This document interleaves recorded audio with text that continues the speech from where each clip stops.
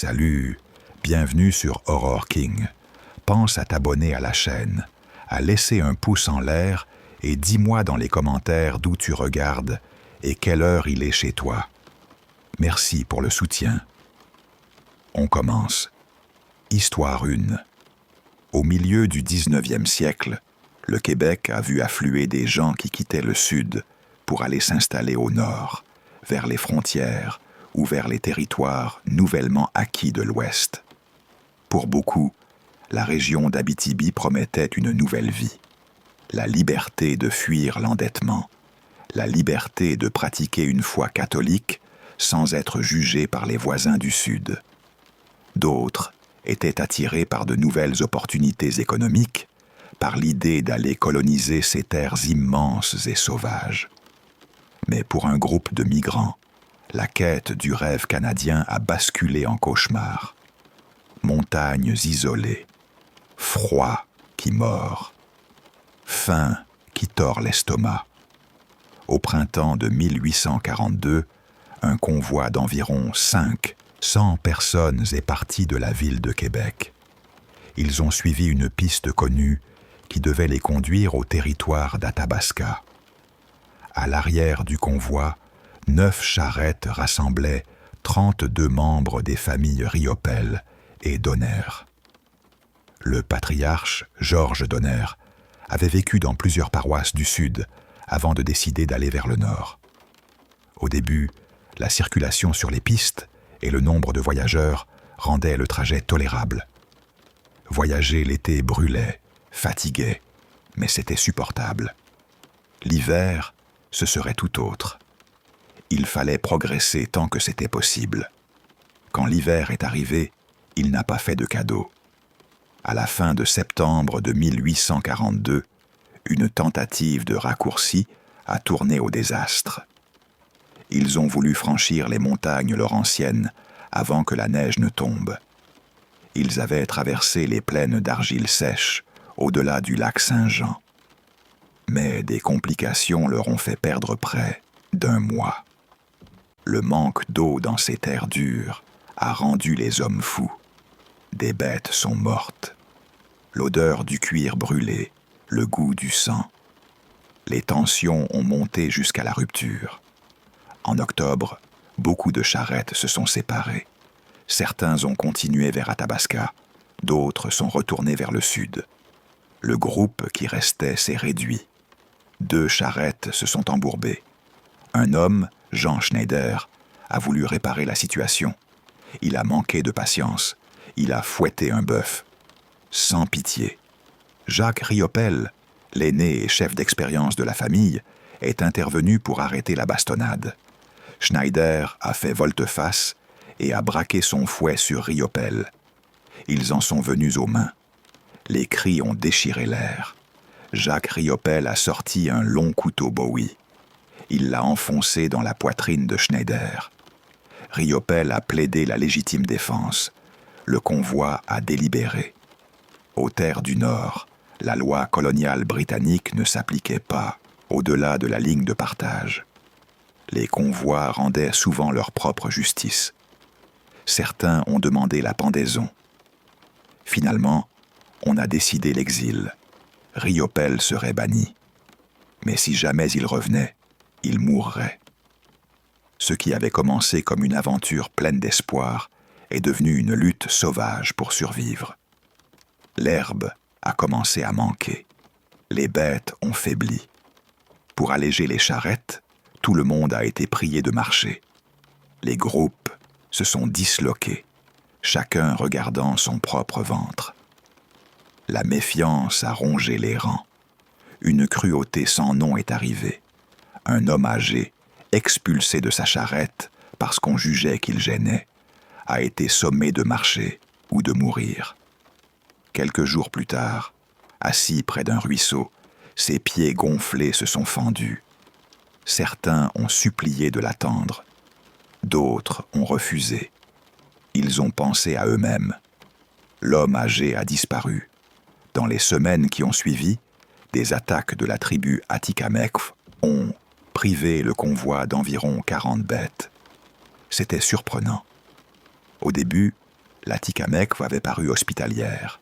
Elle partageait des vivres, indiquait des pistes. Puis la confiance s'est brisée.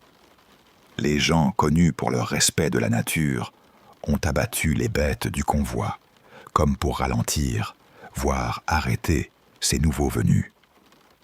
Un homme a enterré sa charrette pour la mettre à l'abri. 2 personnes sont restées pour l'aider. Elles sont revenues sans lui. Elles ont juré avoir été attaquées et tuées par des membres de la tribu Atikamekw. Scalp, silence, peur sourde. Fin octobre, le groupe s'est réfugié autour du lac Tremblant, dans les Laurentides orientales. 3 cabanes mal jointes en rondins de pin faisaient office d'abri. Sol de terre, toit plat, qui laissait pénétrer la pluie. Parmi les environ 60 personnes à lac Tremblant, 19 étaient des hommes âgés de plus de 18 ans, 12 étaient des femmes, et 29 étaient des enfants, dont 6 tout petits. Presque aucune nourriture ne restait. Les bœufs mouraient. On dénonçait l'odeur des carcasses gelées empilées sur la berge. Le lac n'était pas encore gelé, mais les pionniers ne savaient pas pêcher la truite du lac. Le seul chasseur expérimenté a abattu un ours.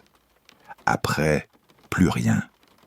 Marguerite Riopel a promis de payer le double une fois arrivée au territoire d'Athabasca pour l'usage de 3 bœufs prêtés.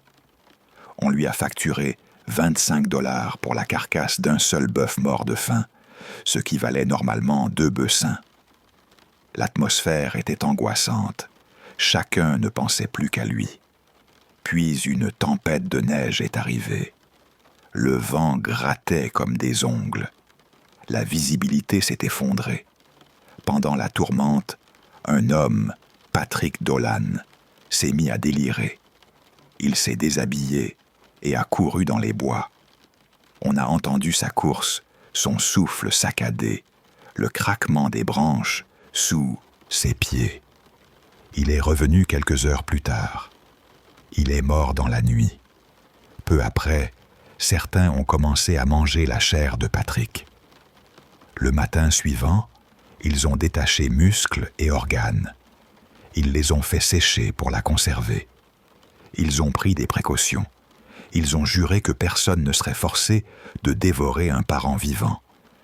Ils ont découpé en tranches sèches, emballées dans des pots, prêts à être mâchés lorsque la faim écraserait encore plus les volontés. Les jours suivants, d'autres ont succombé à la faim. La décision de manger de la chair humaine est devenue, pour certains, une option. Certains chassaient encore, pêchaient encore, et ne se tournaient vers le cannibalisme qu'en ultime recours. D'autres ont semblé préférer la chair humaine. Ils ont évité les longues chasses. Ils ont attendu la mort et consommé les corps. À un moment, un détail plus sordide est venu. Un groupe de reconnaissance a trouvé 2 guides Innus, Louis et Salvador. Ils avaient été membres du convoi et avaient tenté d'avancer quand les provisions se sont épuisées. Ils n'avaient rien mangé depuis 9 jours, minces à l'extrême, faibles au point de ne plus parler. Au lieu de les secourir, un des hommes du groupe de reconnaissance les a abattus sur place. Il a découpé des morceaux de chair avec son couteau de chasse. Le silence a suivi. Le vent a emporté les derniers cris. Le 12 janvier, le groupe a trébuché sur un camp Innu. Ils étaient si défigurés que les habitants du camp ont d'abord cru voir des esprits, des âmes mortes errant dans la montagne enneigée. Quand ils ont réalisé qu'il s'agissait de vivants, d'hommes et de femmes affamés, sales, secoués, les Innus leur ont donné ce qu'ils avaient, glands, herbes, pignons de pin. Sans savoir, ils ne savaient pas que ces étrangers avaient tué et mangé 2 des leurs. Ils ont tendu la main. Les mains tremblaient. Les dons sentaient la résignation. À travers le Canada, les comptes rendus ont été teintés par l'enthousiasme national pour la migration vers le nord. Some journaux ont enterré la tragédie dans de petits encadrés. D'autres ont exagéré, sensationnalisé. À Montréal ou à la ville de Québec, certains articles ont dépeint les membres du convoi comme des héros, prêts à tous les sacrifices pour atteindre le paradis d'Athabasca. Mais réfléchir un instant, sacrifier sa famille, manger la chair d'un ami, perdre toute humanité. Est-ce que cela valait le prix, même pour un paradis promis? L'odeur du sang mêlée à celle de la neige, le goût du cuir et du métal sur la langue, le battement du cœur qui devient tambour. Rien de tout cela n'achetait le pays. Ils avaient vendu leur âme pour rester en vie. Et certains ont survécu. Mais à quel prix? On entend encore, quand le vent baisse, un grincement de charrette, un souffle qui s'étrangle, un murmure de dents qui claquent contre la faim. Les montagnes ont avalé des voix. Le silence a gardé les secrets.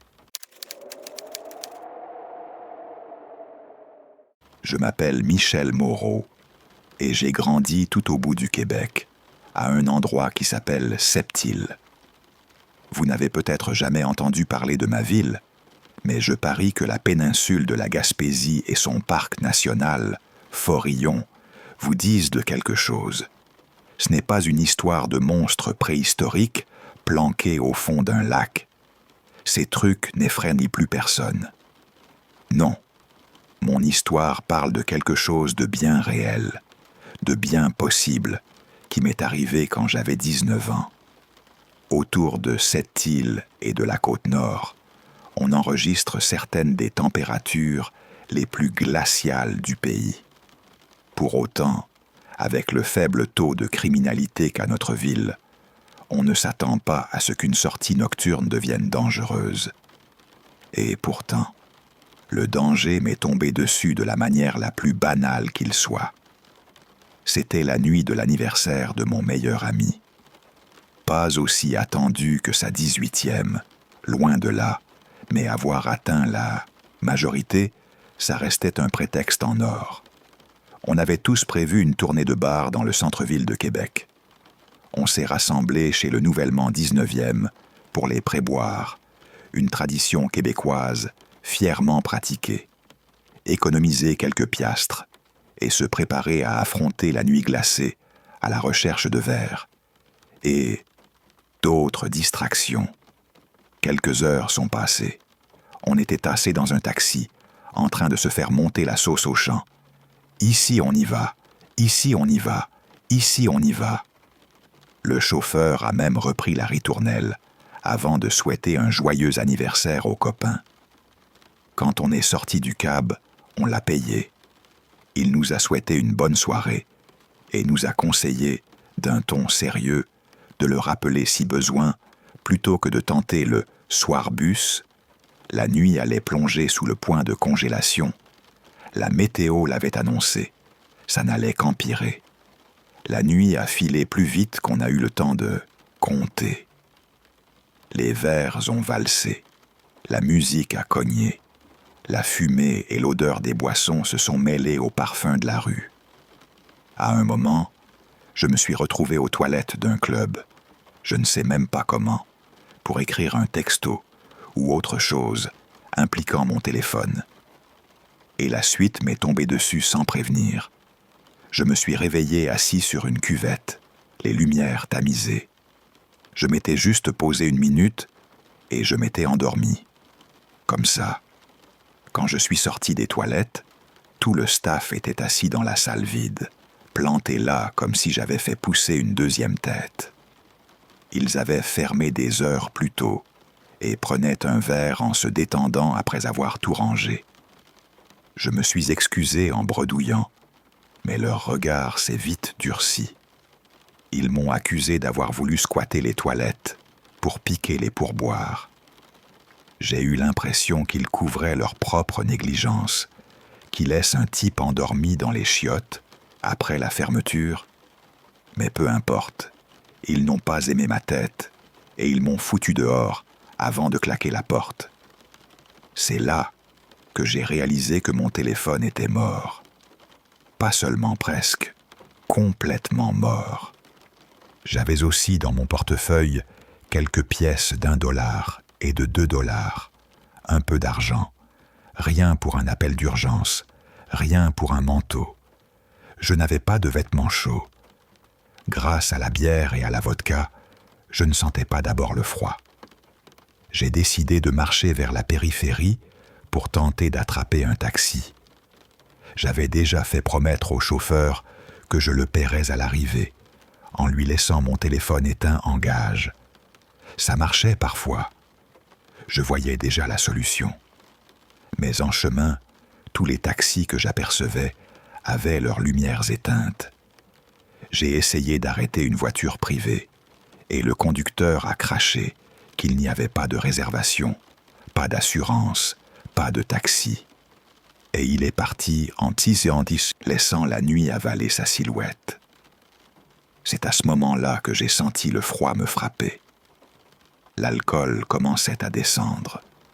L'angoisse montait. Je me suis rendu compte que je me dégringolais. Plus je marchais, plus la panique roulait en moi comme une boule de neige. Les voitures passaient sans me voir. Les rares qui ralentissaient me supposaient bourré, prêt à rendre leur siège arrière, et continuaient. Moi, j'avais juste sur le dos une chemise blanche, trop serrée, et des chaussures de ville qui m'étripaient les orteils. J'ai marché jusqu'à n'en plus pouvoir, jusqu'à ce que je m'effondre sur le trottoir, décidant de me reposer un instant avant de reprendre. Mes chaussures me déchiraient. Mes dents claquaient si fort que j'ai cru qu'elles allaient se casser. Pourtant, à un moment, le frisson s'est arrêté.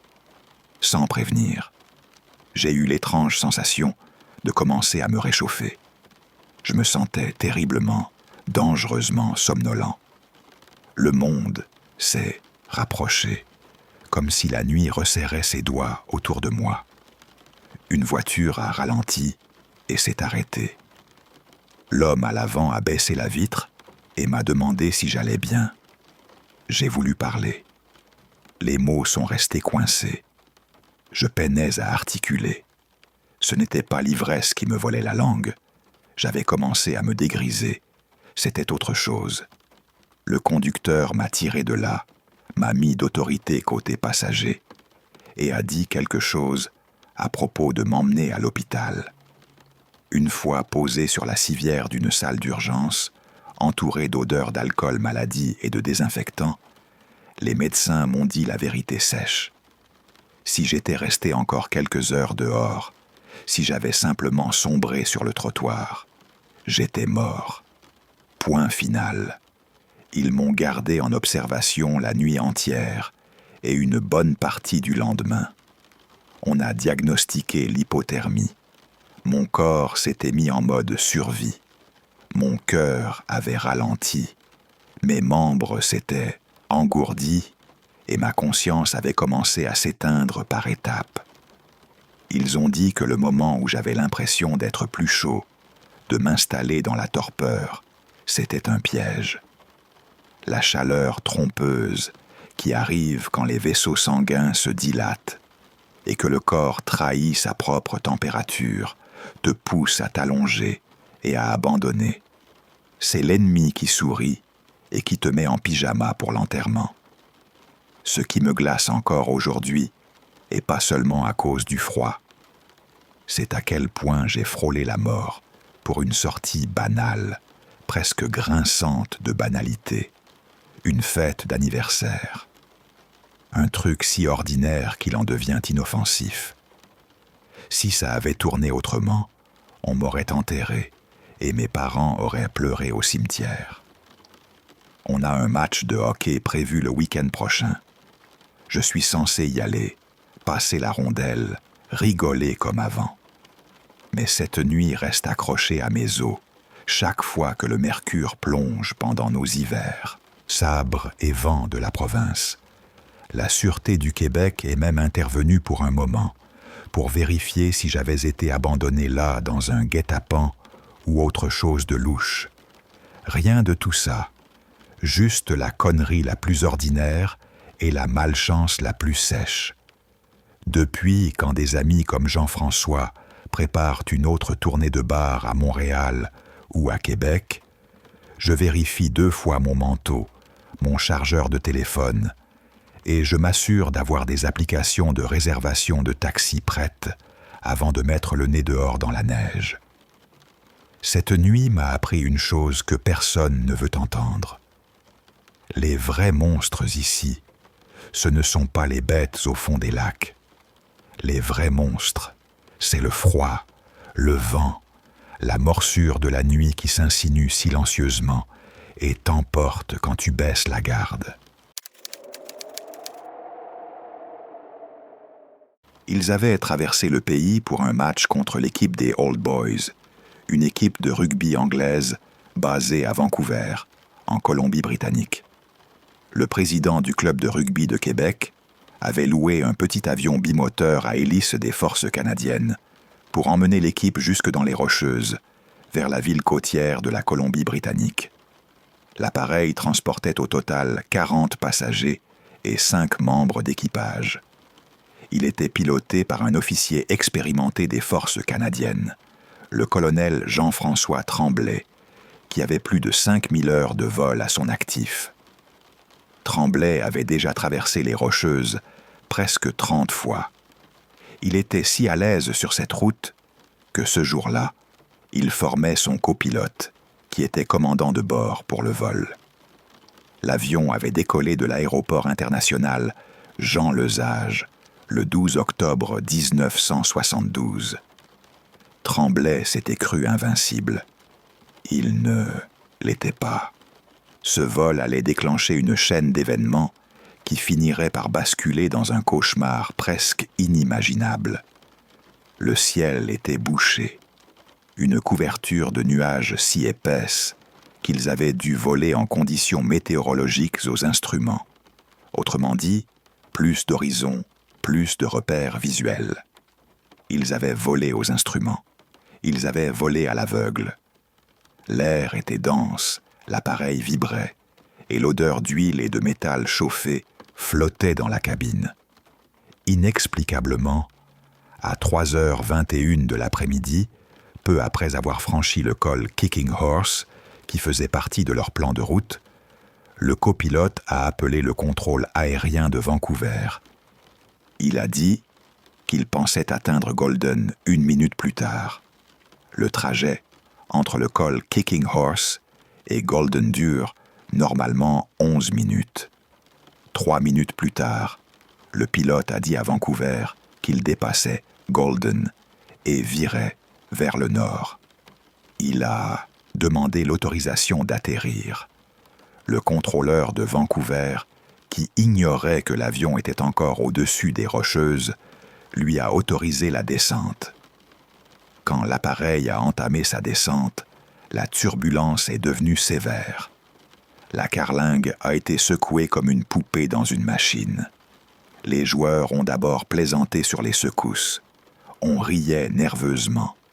On respirait fort. Puis certains passagers ont aperçu que l'avion était terriblement proche de la montagne. C'est probablement à ce moment-là que les pilotes ont aperçu la crête noire des Rocheuses surgir, immobile et morte, juste devant. L'alarme de collision avec le sol s'est mise à hurler. Beaucoup de passagers ont paniqué. Les pilotes ont donné plein gaz pour reprendre de l'altitude. Trop tard. Les preuves ultérieures ont montré que l'appareil avait heurté la montagne 2 ou 3 fois. L'un des chocs a sectionné l'aile droite. Une autre trace indique que l'impact avait projeté l'aile avec une telle violence qu'elle avait arraché le stabilisateur vertical de la queue. La queue s'est détachée. Elle a emporté avec elle la poupe du fuselage, y compris 2 rangées de sièges situées à l'arrière. Un trou béant s'est ouvert dans l'arrière de la carlingue. 3 passagers, le navigateur et l'intendant parmi eux, sont partis avec la section arrière. L'avion a continué, projeté vers l'avant et vers le haut, encore 200 mètres, quelques secondes de plus. La partie de l'aile gauche a surpris un ressaut rocheux. Elle s'est arrachée net. L'une des hélices a tranché la carlingue. Le morceau de fuselage auquel était attachée cette aile a été sectionné. Et encore 2 passagers sont tombés hors du fuselage ouvert. La partie avant du fuselage a volé en avant, comme un projectile, puis a dévalé une pente raide sur près d'1 kilomètre à une vitesse folle, comme une luge sur l'acier, avant de s'écraser contre une corniche de neige. L'impact contre la neige a broyé le poste de pilotage. Tremblay est mort sur le coup. 33 restaient vivants, mais beaucoup étaient grièvement blessés, jambes brisées, métaux fichés dans la chair, crânes ouverts comme une huître. Sur les 45 personnes à bord, 3 passagers et 2 membres d'équipage sont morts dans la section de queue qui s'était détachée. Peu après, 2 autres passagers sont tombés hors du fuselage déchiré. L'un a survécu à la chute, mais il a dévalé le glacier. Il est tombé dans une neige profonde et il s'est asphyxié. Au moins 4 autres sont morts de l'impact lorsque le fuselage a percuté la banquette de neige, arrachant des sièges de leurs ancrages et projetant les victimes vers l'avant de l'appareil. Le pilote est mort sur le coup, le train avant ayant comprimé le tableau de bord contre sa poitrine et lui ayant sorti la tête par la portière. Le copilote a survécu, mais il a été gravement blessé et coincé dans un cockpit écrasé. Il a supplié un des passagers. « Trouve-moi mon pistolet et tire-moi dessus. » Le passager a refusé. 33 ont survécu. La neige étouffait les sons, mais on entendait les gémissements, les râles, le métal qui craquait. Des étudiants en médecine de 2e année de l'Université Laval se sont levés. Ils ont évalué les blessures. Ils ont pansement par pansement essayé de maintenir ce qui pouvait l'être. Beaucoup se sont dit que le pire était passé. Ils avaient tort. Le choc court de l'impact n'était qu'un avant-goût. Le vrai supplice venait ensuite, rester piégé sur une montagne enneigée, à la merci du froid et de la faim, l'agonie lente qui grignote la raison. Ils avaient presque rien pour manger. Ils n'étaient pas préparés. Ils avaient trouvé 8 barres de chocolat, 1/10 d'une boîte de moules, 3 petits pots de confiture, une boîte d'amandes, quelques dattes, quelques bonbons, des pruneaux séchés et plusieurs bouteilles de vin. Ils ont rationné ces maigres vivres. Ils ont divisé chaque chose en toutes petites portions pour faire durer l'approvisionnement. Un survivant a raconté qu'il avait mangé une seule cacahuète enrobée de chocolat pendant 3 jours. Avec ce rationnement strict, la nourriture a fondu comme neige au soleil. Il n'y avait aucune végétation, aucun animal sur la montagne. Les réserves ont officiellement disparu après une semaine. Ils ont essayé d'avaler des bouts de l'avion, la bourre en coton des sièges, le cuir. Ça les a rendus malades. 10 jours après l'accident, face à la famine et à la mort, les survivants ont pris une décision que personne ne devrait avoir à prendre. Ils se sont mis d'accord que, si l'un d'eux mourait, les autres pourraient se nourrir de son corps. Ils avaient trouvé leur ticket pour survivre. Un nom terrible a été prononcé. Le cannibalisme. Un survivant a décrit la décision des années plus tard, dans un livre. Notre but commun était de survivre, mais il nous manquait la nourriture. Nous avions depuis longtemps épuisé les maigres trouvailles que nous avions faites dans l'avion, et il n'y avait ni plantes ni animal. Après quelques jours, on sentait notre corps se ronger lui-même pour rester en vie. Bientôt, nous serions trop faibles pour remonter. Nous avions la solution. Elle était trop terrible à envisager. Les corps de nos amis, préservés dehors dans la neige et la glace, contenaient des protéines vitales. Ils se sont déchirés les entrailles avec la tête. Ils ont longuement souffert. Je suis sorti dans la neige et j'ai prié Dieu pour une réponse, a dit ce survivant. Sans l'accord divin, il avait le sentiment de profaner la mémoire de ses amis, de leur voler l'âme. Ils se sont demandé s'ils devenaient fous. Était-ce la monstruosité? Était-ce la seule chose sensée à faire?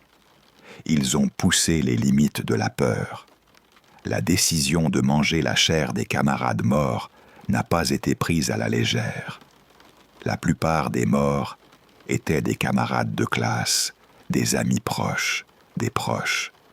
Quelqu'un a pris un morceau de verre brisé, de l'éclat du pare-brise, comme couteau.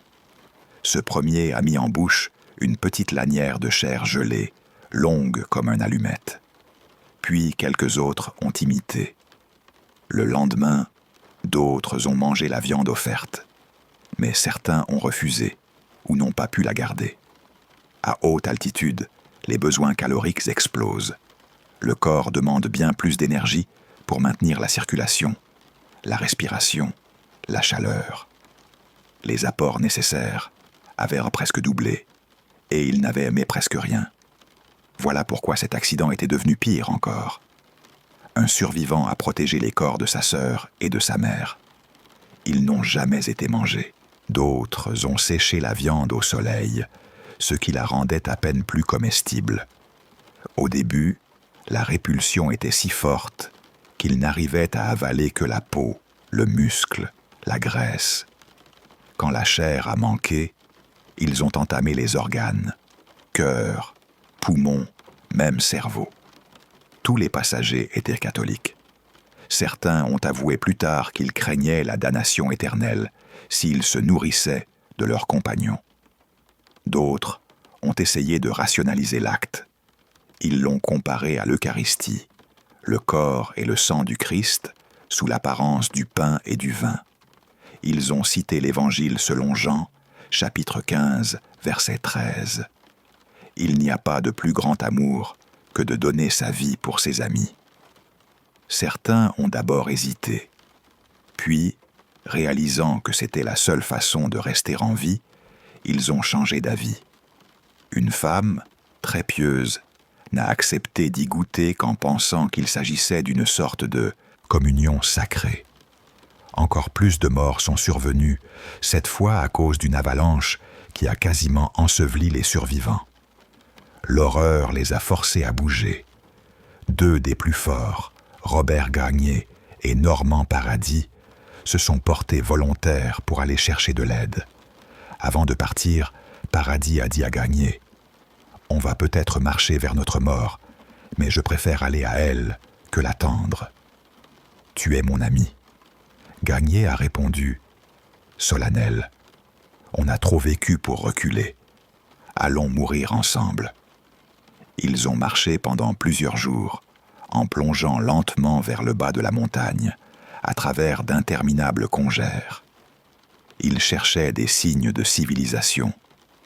Peu à peu, ils ont trouvé des traces, d'abord des signes de campement, puis, le 9e jour, du bétail, des vaches.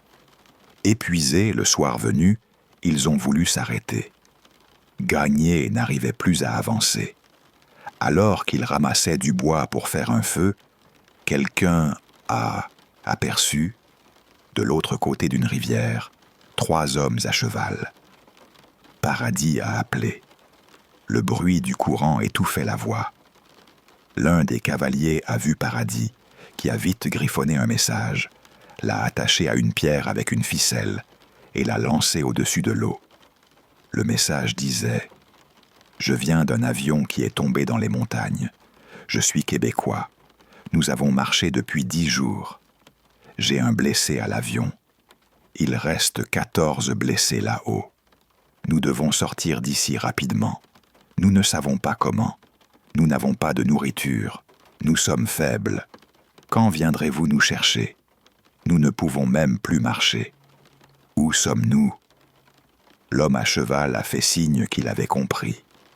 Il a pris son cheval et il a galopé sur un trajet harassant d'environ 10 000 vers l'ouest pour aller chercher de l'aide. Les survivants restants tenaient à un fil. Quand la nouvelle s'est répandue que des gens avaient survécu au crash du vol des forces canadiennes, 571, aux victimes du vol, la province de la Colombie-Britannique a mobilisé des secours. Le service provincial a fourni 3 hélicoptères Bell UH-1 pour l'opération. L'après-midi du 22 décembre 1972, 2 de ces hélicoptères, chargés de personnel de recherche et de sauvetage, sont arrivés auprès des survivants. Le terrain était si escarpé que les pilotes ne pouvaient imposer qu'un patin. En raison de l'altitude et des limites de charge, les 2 appareils ont pu embarquer seulement la moitié des survivants. 4 membres des équipes de recherche se sont portés volontaires pour rester avec les 7 personnes qui demeuraient sur la montagne. Les survivants ont passé une dernière nuit dans la carlingue avec l'équipe de sauvetage. L'aube suivante, le second vol d'hélicoptères est arrivé. Ils ont emporté les derniers survivants vers des hôpitaux de Vancouver. On les a soignés pour des maux qui semblaient les sorties d'un autre monde. Mal aigu des montagnes, déshydratation, gelure, os brisés, scorbut, malnutrition. Un prêtre catholique a entendu leur confession. Il leur a dit qu'ils n'étaient pas condamnés pour leurs actes, compte tenu de l'extrême situation de survie. Après leur sauvetage, les survivants ont d'abord raconté aux journalistes qu'ils avaient tenu grâce à un peu de fromage, des plantes locales et des herbes. Ils avaient décidé de ne pas tout révéler immédiatement, voulant d'abord en parler en privé avec leur famille. Mais le 23 décembre 1972, la nouvelle du cannibalisme a fait le tour du monde. Quelques jours plus tard, le 26, des photos prises par les sauveteurs, une jambe humaine à moitié dévorée, sont sorties en première page de 2 journaux de la Colombie-Britannique, The Vancouver, Sun et The Province. Les 2 titres ont rapporté que tous les survivants s'étaient livrés au cannibalisme. La rumeur a jailli jusqu'à Montréal, la plus grande ville du Québec. Il a fallu faire de la gestion de crise. La vérité a fini par sortir. Le 28 décembre, une conférence de presse a eu lieu au Collège Sainte-Marie, à Québec. Les survivants ont raconté ce qu'ils avaient de vécu ces 2 derniers mois. Un porte-parole leur a suggéré une comparaison. Leurs actions étaient comme celles de Jésus au dernier repas, lorsqu'il a donné l'Eucharistie à ses disciples. Les autorités et les pères des victimes ont décidé d'inhumer les restes près du site du crash, dans une fosse commune. 13 corps étaient intacts. 15 autres étaient pour la plupart squelettiques, une vision qui a dû hanter ceux qui avaient entendu les récits de cannibalisme. Une équipe d'une 12aine d'hommes, accompagnée d'un prêtre québécois, a été transportée sur le site au début de 1973 pour procéder aux funérailles. Les familles n'ont pas été autorisées à venir, trop lourd à supporter.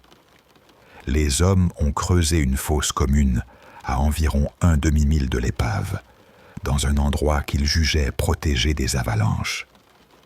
Près de la tombe, ils ont dressé un simple autel de pierre et y ont placé une plaque. Ils ont recouvert les restes de l'épave d'essence et l'ont incendiée. Il n'est resté que la carcasse carbonisée. Le père d'un des disparus a appris d'un survivant que son fils souhaitait être enterré à la maison. N'ayant pas obtenu d'autorisation officielle pour récupérer le corps, il a financé une expédition privée, engagé des guides et organisé tout ça lui-même. Il s'est mis en route a retrouvé le sac contenant les restes et revenu chez lui. Mais arrivé au retour, la gendarmerie royale l'a arrêté pour profanation de sépulture. Un juge fédéral et le maire local sont intervenus pour le faire libérer. Finalement, le père a obtenu le droit légal d'enterrer son fils. Le courage des survivants, dans des conditions extrêmes, a été présenté par certains comme un phare d'espoir pour leur génération. Une démonstration de ce qu'on peut accomplir avec persévérance et détermination face à des obstacles insurmontables. Mais ces formules lisses n'ont pas reflété l'horreur pure de ce qu'il a fallu pour rester en vie. Elles n'ont pas dit comment l'esprit humain est capable de supporter un effroi presque inimaginable et de commettre des actes abominables pour continuer à assurer la survie de l'espèce. Et que l'on veuille l'admettre ou non, cette part d'ombre, cette nécessité de vie qui pousse aux gestes les plus indicibles, est en chacun de nous. On a mis des mots pieux sur leurs actes. On a enterré les corps. On a brûlé la carlingue. Mais il reste le froid, le goût du métal dans la bouche, le crissement des os et la mémoire sourde de ceux qui ont eu faim jusqu'à perdre leur humanité la plus visible.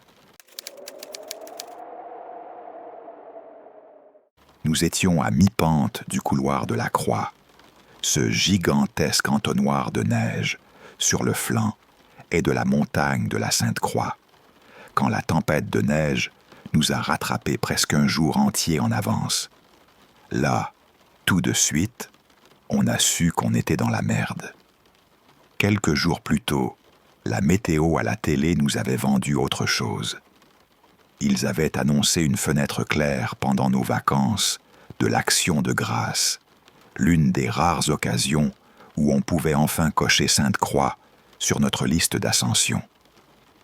Cet hiver-là, on avait déjà gravi quelques sommets du Québec, dans les Laurentides et à Charlevoix.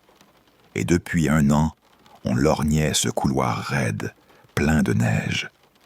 Notre plan était simple, laisser du matériel pour la nuit dans un camp de base à quelques kilomètres du départ, près de la Malbaie. De là, grimper le couloir et redescendre ensuite. On avait prévu de commencer l'ascension l'après-midi, quand la neige serait juste assez ramollie pour accrocher nos crampons. On est arrivé au pied du couloir vers midi. 300 pieds au-dessus, je ne pensais pas à des pieds, mais à la profondeur. La neige était bien plus profonde que prévu, mais le ciel était d'un bleu tranchant. On tenait le timing, la montée ne paraissait pas insurmontable. Et puis on croyait avoir de la couverture cellulaire au sommet, un filet de sécurité qu'on n'espérait pas devoir utiliser. On a eu raison sur la couverture, on a eu tort sur le temps de monter. Plus on montait, plus la neige devenait profonde. Bientôt elle a été duveteuse, instable, jusqu'à toucher des gisements rocheux sous-jacents.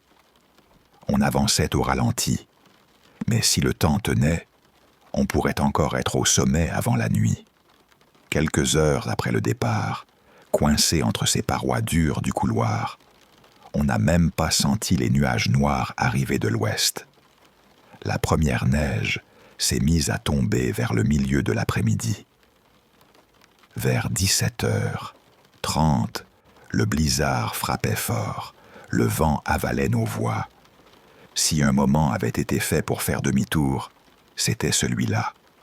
Mais derrière nous, la neige était décapée par nos traces, trop unstable pour une descente sûre.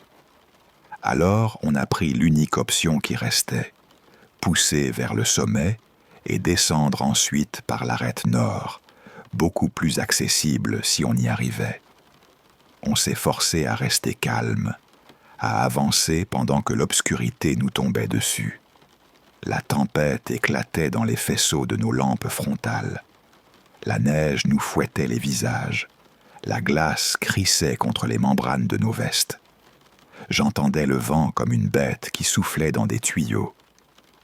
Quand je regardais Jean-François, la peur lui avait creusé les traits, exactement la peur que j'avais au fond de moi. On est arrivé au sommet vers 20 heures. On s'est dit que le pire était passé. On a appelé ses parents pour leur dire que tout allait bien, qu'on amorçait la descente. Puis on a regardé autour de nous. Il n'y avait que des apics et le noir complet. Impossible de repérer notre chemin de descente, un chemin que, même en plein jour, on aurait eu du mal à trouver. Le vent au sommet soufflait comme pour nous repousser de la crête, rendant dangereux tout mouvement près des corniches. Sans autre choix, on s'est entassé sous un surplomb rocheux, juste en dessous du sommet, pour attendre que la tempête passe. On n'avait que ce qu'on portait, doudounes en duvet d'oie, pantalons isolants, bonnet, gants, un peu de nourriture et de l'eau. On a prié pour que ce soit suffisant. L'odeur froide de la neige qui fondait nous a entourés. Nos respirations étaient des crachats blancs. Mais malgré nos prières, la situation s'est aggravée. Des rafales ont lacéré notre abri improvisé. Le froid a attaqué nos pieds jusqu'à une douleur aiguë. On a enlevé nos bottes et nos chaussettes. On a enfoui nos pieds dans les aisselles, l'un de l'autre. On s'est massé les orteils pour préserver la circulation. Mon esprit est parti loin. J'imaginais mes parents recevant la nouvelle qu'on était morts là-haut. C'est là que la gravité de ce qui nous arrivait m'a frappé. Jusque-là, on se croyait un peu invincible. Là, j'ai eu peur, vraiment peur. La température est tombée à moins 20 degrés Fahrenheit avec le ressenti. J'ai arrêté de trembler, signe classique d'hypothermie. Mais Jean-François et moi, on est restés positifs. Je suis persuadé que c'est cette obstination, ce refus, qui nous a gardés en vie cette nuit-là. Je me suis assoupi. La prochaine chose que j'ai vue, c'était la chaleur du soleil qui nous a lavés, qui m'a donné l'impression que le monde revenait. La tempête était passée. On a bougé, mais la descente restait introuvable. On voyait des crêtes partout. Au bas d'une d'elles, on a cru reconnaître le ruisseau de la Croiseste, celui le long duquel on avait marché 2 jours, plus tôt. On a descendu en rappel en pensant être sauvés. Mais en atteignant le ruisseau, on a compris notre erreur. On avait descendu la crête sud, l'exact opposé du point de départ, la chose qu'on redoutait le plus. La veille au sommet, on avait perdu toute couverture cellulaire. On avait craint pour notre survie. Là, on n'était plus terrifiés, juste exaspérés par notre erreur. Faibles en nourriture, épuisés, on pensait quand même trouver la sortie. En dessous de la limite des arbres, on est tombé sur un sentier qui, à première vue, semblait nous mener vers le versant est de la montagne. On n'était pas prêts à admettre que nos esprits embrumés nous jouaient des tours. On a suivi des sentiers effacés dans la forêt, pris des virages dictés par la boussole. Mais on revenait toujours au même endroit. Plus tard, on a appris que les gens du coin appelaient cet endroit le triangle des Bermudes des Laurentides. Des filons de fer dans la roche pouvaient perturber les instruments magnétiques et faire danser les boussoles. On aurait dû rester sur place et attendre les secours, on le savait. Mais avec des bottes trempées, c'était bouger ou perdre des membres à force d'engelure. L'optimisme nous a lâchés peu à peu. Un frottement dans la gorge m'est monté, ce mélange salé de peur et de fatigue. À ces moments-là, soit tu fais une blague, soit tu pleures. Il a commencé à dérailler pour nous distraire, parler de filles, chanter du vieux Zeppelin, rire à moitié, n'importe quoi pour faire taire le froid dans la tête. À la tombée de la 2e nuit imprévue, on a ramassé des brindilles, on a sorti les briquets et, horreur, ils étaient imbibés d'eau par la fonte. On les a séchés, tordu, soufflé, mais ni l'un ni l'autre n'a rendu la moindre étincelle. À ce stade, Jean-François était trop faible pour avancer. J'ai fait un matelas de branches de pin sur la neige, et on s'est serré en cuillère dessus. On a ri à des blagues de réconfort pour se donner du courage, mais l'amertume a pris le dessus. Nos familles ne savaient même pas si on respirait encore. On est tombé dans un silence lourd. Peu à peu, on a cessé de trembler, le signe implacable. On ne sentait plus nos pieds. Il s'est tourné vers moi et il a dit d'une voix étouffée « Mec, on peut mourir ici. » Il a ajouté, presque en plaisanterie tragique, qu'il préférerait 1000 fois être sur un canapé à jouer à des jeux vidéo, mais que ce n'était pas encore son heure. Moi, je n'étais pas prêt. Il s'est endormi avec la tête posée sur sa main droite, une posture qui a coupé la circulation juste assez pour lui donner une engelure au pouce. Les températures ont de nouveau plongé sous le point de congélation. Et pourtant, au matin, on était là, vivant d'une manière qui m'a paru impossible. On n'avait pas marché longtemps quand on a entendu un bourdonnement, d'abord lointain, puis qui grossissait comme le battement d'un cœur dans le ciel. Un hélicoptère. Il paraissait petit, mais pour nous, il remplissait tout le ciel. Oubliés les pieds engourdis, on a couru dans une prairie. J'ai planté une veste sur un bâton de marche et j'ai agité le bonnet rouge en haut de la perche, comme si ma vie en dépendait. L'hélico nous a dépassés. Il est revenu faire le tour encore 4 fois, puis est parti. Ce départ nous a arraché quelque chose. On s'est effondré. On n'avait plus de mots. Jean-François s'est couché la tête sur mes genoux et on a pleuré, des sanglots qui venaient de plus loin qu'on ne pensait. 1 heure plus tard, l'hélicoptère est revenu. Il était simplement retourné faire le plein. Et cette fois, il est venu droit vers nous. On n'a pas arrêté de sourire. La lumière du soleil nous a aveuglés. J'ai voulu enlacer un secouriste. Au lieu de ça, il m'a jeté sur un siège d'appoint et m'a attaché.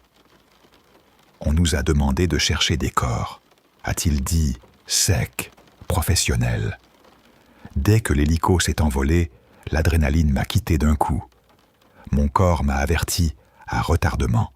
Chaque muscle hurlait, chaque tendon rappelait les heures passées à lutter contre le gel.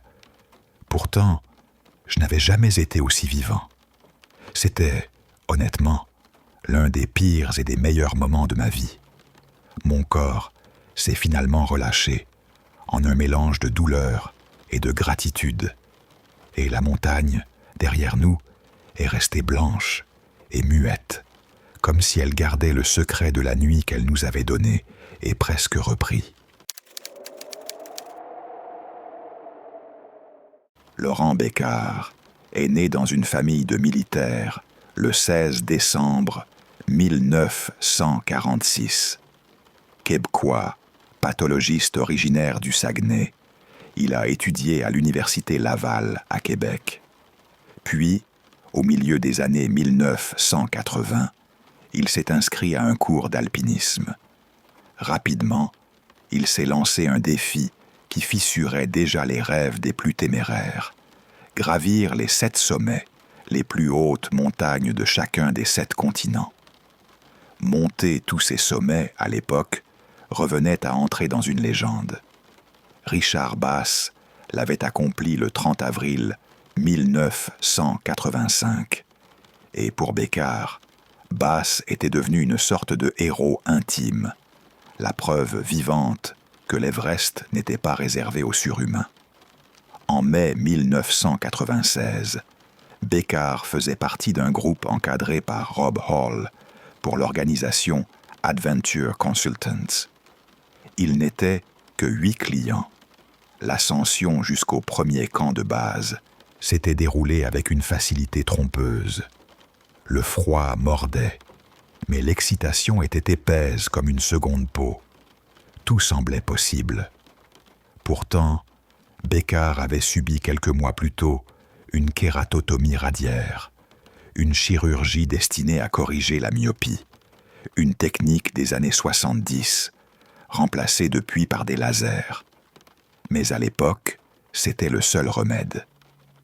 Il ne s'était pas méfié des conséquences que l'altitude et le soleil porteraient à ses yeux fragilisés. À haute altitude, la neige et le soleil tordent la vue. Beckar l'a découvert dans la douleur. L'altitude avait rendu sa vision presque nulle, et l'exposition aux ultraviolets avait amplifié l'effet. Il a dit à Hall qu'il ne voyait plus. Hall, qui se savait responsable de chaque souffle du groupe, lui a ordonné de redescendre immédiatement jusqu'au camp 4, le dernier refuge avant le sommet. Beckar a refusé. Trop loin, trop d'efforts, trop de rêves. Il a plaidé que la lumière du matin pourrait réparer ses yeux. Hall a cédé, reposé sur le balcon, à environ 2000 pieds sous le sommet, et il reviendrait le ramener en bas en personne. Hall n'a pas tenu sa promesse. Alors qu'il aidait un autre client à rejoindre la cime, il s'est retrouvé en difficulté. Plus haut, la montagne a avalé sa voie. Rob Hall est mort sur l'Everest. Quand la nouvelle a percé le camp, tout s'est brusquement désossé. Beckar a commencé la descente avec Michael Groom, raccourci à la corde pour s'aider mutuellement. Ils ont avancé lentement, Beckar tâtonnant dans la blancheur, chaque pas un verdict. Le ciel a changé d'humeur en quelques minutes. Groom a vu, à l'horizon, des nuages comme des bêtes noires qui avalaient l'air. La tempête s'est jetée sur eux, rapide, sourde, sans pitié. Sous la bourrasque, Beckar et 10 autres grimpeurs se sont désorientés. Ils n'ont plus retrouvé le chemin vers le camp 4. Parfois, le vent lâchait un blanc, silence et ils avançaient. Puis le blizzard revenait et abattait tout. Après des heures, lorsque la tempête a daigné relâcher son étreinte, Beckar était si affaibli que 4 autres hommes et femmes ont décidé de le laisser, aller chercher de l'aide. Anatoly Boukreev, guide d'une autre expédition, est arrivé et a ramené plusieurs personnes. Mais entre-temps, Beckar s'est levé et s'est volatilisé dans la nuit. La nuit qui a suivi, il est resté seul. On l'a laissé, oui, on l'a abandonné presque à mi-chemin du toit du monde. Stuart Hutchison, avec 2 Sherpas népalais, est passé le lendemain. Hutchison et ses hommes ont trouvé Beckar et la japonaise Yasuko Namba, tous deux à l'agonie. Ils ont cru que la mort avait déjà pris leur prénom. Ils les ont crus perdus. Ils ont rebroussé chemin et sont retournés au camp 4. Ils ont quitté Beckar. Ils l'ont laissé là, exposé. Ils ont refermé la porte sur son souffle. Ce que Beckar a vécu cette nuit-là dépasse la simple résistance. Il a passé la nuit dehors, dans un bivouac ouvert, sous un blitz d'apocalypse blanche qui hurlait sans trêve. Pour une raison qu'il n'a jamais su expliquer, son visage et ses mains sont restés découverts. Le froid a mordu la peau comme une mâchoire. Il a senti ses doigts devenir rigides, puis la chair se cristalliser. Il a rêvé du son sec des os qui se contractent. Quand il s'est réveillé, il a eu l'impression d'avoir la peau d'une tasse, le nez, la main gelée, dure, lisse, comme de la porcelaine frottée. Ses propres lèvres se sont recroquevillées autour d'un goût métallique. Sang gelé, peut-être. Il a trouvé la force, l'instinct, l'obstination, et il est descendu à pied jusqu'au camp 4. La scène qui l'a accueilli était celle d'un film d'horreur trop calme. Les autres grimpeurs ont regardé ses mains et son nez et n'ont pas su quel mot inventer. Ils l'ont senti frissonner, et sa peau avait le poli froid d'un lavabo cassé. Personne ne l'attendait vivant pour plus d'une journée. Alors, ils ont fait ce qu'ils pouvaient, le couvrir, le réconforter, essayer d'empêcher que chaque respiration ne soit la dernière. Il n'y avait aucune possibilité d'un vrai soin médical là-haut. Le seul horizon, c'était la survie immédiate. Et pourtant, il a survécu. Encore une nuit. Mais pas sans douleur. Il ne pouvait pas se nourrir, ne pouvait pas boire, ne pouvait pas se cacher des rafales avec les duvets qu'on lui donnait. Ses cris, quand il en avait, étaient étouffés par la furie du blizzard. Le silence qui suivait ses appels faisait croire qu'il était seul au monde. Le lendemain, ils ont dû l'aider à marcher. Ses pieds étaient cassés par le gel. Ils l'ont emmené vers un camp plus bas, où une évacuation médicale par hélicoptère s'est arrangée. Une des évacuations à la plus haute altitude jamais effectuée. Depuis une vallée glaciaire, plate et ondulante, on l'a hissé. L'hélico a emporté ses os meurtris, loin de la montagne, qui avait tenté de le garder. Après les examens, la montagne a encore pris sa revanche. Son bras droit a été amputé à mi-chemin entre le coude et le poignet. Les 5 doigts de la main gauche ont été enlevés. Des fragments de ses 2 pieds ont été retranchés. Son nez, ravagé, a été reconstruit avec des lambeaux de peau pris sur l'oreille et le front. On a charpenté son visage comme on rafistole une sculpture brisée. Il a survécu à tout ça. Il a raconté son enfer dans un livre, Laissé pour mort, Mon retour de l'Everest, publié en 2002. Il y a décrit la blancheur qui vous vole la vue, le goût du métal, l'abandon des hommes, le froid qui vous tranche. Il a repris la médecine, il a donné des conférences et il a transformé sa douleur en témoignage, en métier pour payer les factures et pour avertir ceux qui croient que la montagne pardonne. Aujourd'hui, il poursuit sa pratique au Québec. Il est installé à Montréal, la belle province comme on dit. Mais la montagne lui a laissé des cicatrices qui ne s'effacent pas avec un rasage ou un pull. Il porte ses doigts manquants comme des vestiges d'une nuit où la terre et le ciel se sont ligués pour lui rappeler qu'il n'existait pas de raccourci entre l'arrogance et la glace. Écoutez bien ce que je vous dis, en parlant tout bas. On peut gravir des sommets, mais il y a des hauteurs qui vous regardent. Et parfois, quand la tempête veut, elle vous prend et elle vous garde. Elle fait de vous une histoire qu'on chuchote dans des bars, avec un verre qui tremble dans la main. La montagne donne et reprend. Elle a pris les bouts de Bécard, mais elle n'a pas réussi à lui voler sa voix. Il est revenu pour nous raconter, et c'est une voix qu'on n'oublie pas. Jean-François-Henri Tremblay est né à Saint-Ernest de Kildare, au Québec, le 15 février 1874. Son père, Henri Tremblay, avait voulu entrer dans l'armée, mais sa santé fragile l'en avait empêché. Il avait fini par devenir fermier, s'installant du côté de Chicoutimi. Jean-François était le 2e de leurs 10 enfants. Il était aussi le premier des 2 fils.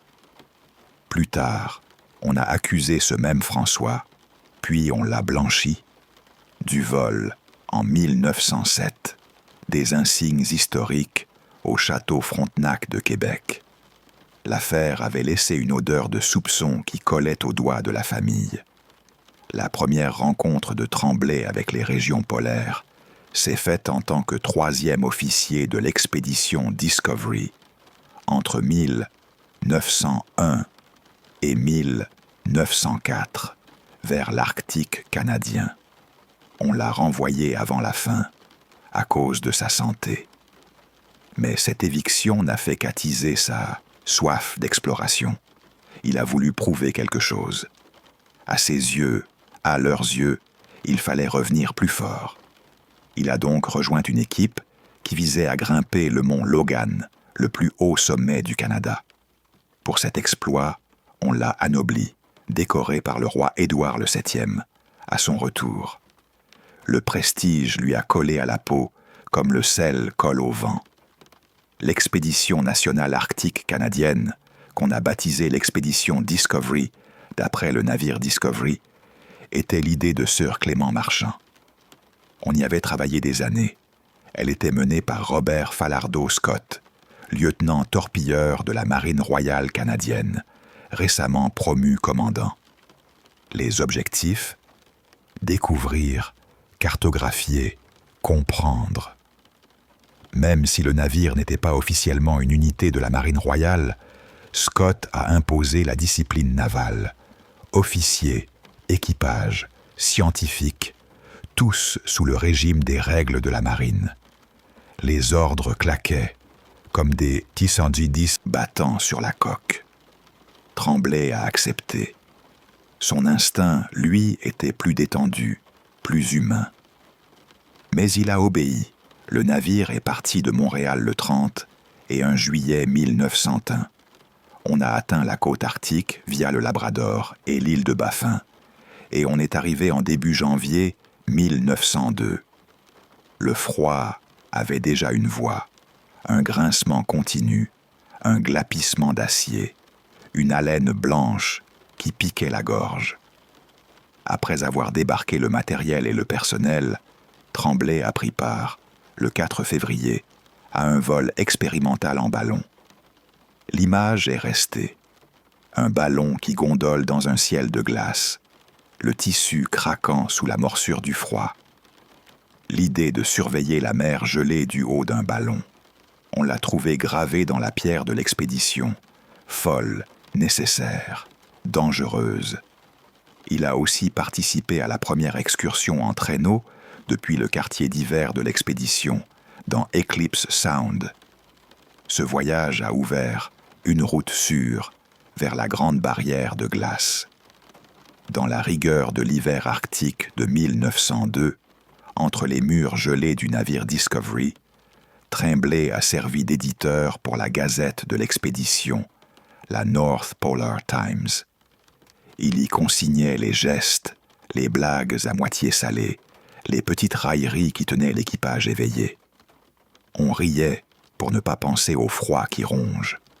Selon Stuart Clarence Hare, il était l'officier le plus populaire auprès de l'équipage. Un bon vivant, un mélangeur. Cela a nourri des jalousies. Certains ont murmuré qu'il représentait une autorité rivale, orale, informelle. Les Écossais sont restés sur leur garde. Scott, lui, a choisi Tremblay pour l'accompagner, avec Wilson, dans la marche du Nord. Une marche vers le plus haut versant du globe, pas une offensive directe contre le pôle, mais une poussée pour battre des records. L'invitation signalait une confiance personnelle élevée. Ils sont partis le 2 novembre 1902. La marche a été, comme Scott l'a écrit plus tard, un mélange de succès et d'échecs. Ils ont atteint la latitude la plus haute enregistrée, 82 degrés, 17 minutes. Ils ont surpassé le record établi en 1900 par Karsten Borchgrevink. Mais la victoire avait un goût de cendre. Les chiens ont pourri. Leur nourriture est devenue rance.